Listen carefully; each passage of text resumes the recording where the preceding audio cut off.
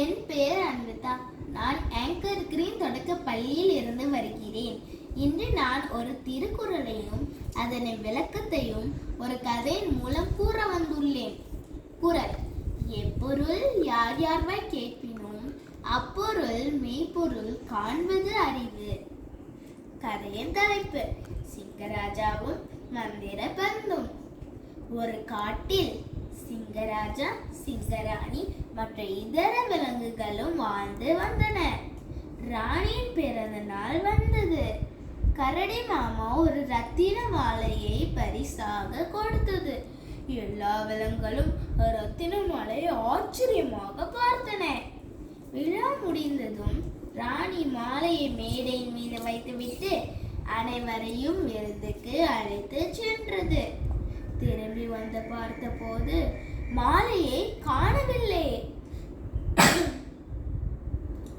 உடனே ராணி ராஜாவிடம் கூற, ராஜா, யாராவது மாலை எடுத்திருந்தால் திரும்பி கொடுக்குமாறு கேட்டது.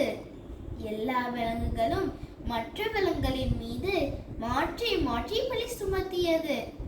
உடனே ராஜாவிற்கு ஒரு யோசனை தோன்றியது. நான் அக்குகைக்குள் ஒரு மந்திர பந்தை வைத்திருக்கிறேன். அனைவரும் ஒருவர் பின் ஒருவராக சென்று அதன் மீது இரு கைகளையும் வைத்து நாம் திருடவில்லை என்று 3 முறை கூறி வெளியே வரணும். திருடி அவரின் கையில் அம்மந்திர பந்து ஒட்டிக்கொள்ளும் என்று ராஜா கூறியது. அனைவரும் ஒருவர் பின் ஒருவராக சென்றனர். ஆனால் யார் கையிலும் அம்மந்திர பந்து ஒட்டவில்லை. எல்லோரும் குழப்பமடைந்தனர்.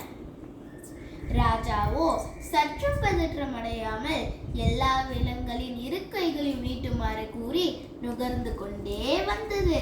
நரியின் கையை நுகர்ந்தவுடன், நீதான் திருடன், உண்மையை ஒப்புக்கொள் என்று மிரட்டியது.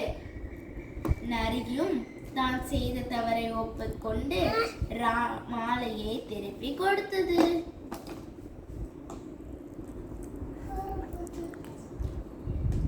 ராணி ராஜாவிடம், நரிதான் திருடன் என்று எவ்வாறு கண்டுபிடித்தீர்கள் என வினவியது. ராஜா சிரித்து கொண்டே, நான் அம்மந்திர பந்தின் மீது ஒரு வாசனை திரவத்தை தடவி இருந்தேன். எல்லா விலங்குகளின் இரு கைகளையும் நுகர்ந்து பார்த்தால் அவ்வாசனை வந்தது. நரி திருடியதால் நாம் தன் மாட்டிக்கொள்வோமோ என்று பயந்து பந்தின் மீது கை வைக்காமல் வெளியே வந்தது. அதன் மூலம் நரிதான் திருடன் என்று நான் கண்டுபிடித்தேன் என ராணியிடம் கூறியது. எனவே இக்கதையின் மூலம் நாம் அறிவது யாதெனில், எந்த ஒரு பொருள் குறித்தோ எவன் எதை சொன்னாலும் அதை அப்படியே நம்பி ஏற்றுக்கொள்ளாமல் உண்மை எது என்பது ஆராய்ந்து தெளிவுபடுத்துவதுதான் அறிவு என்று இக்கதையின் மூலம் நாம் அறிகிறோம். நன்றி, வணக்கம்.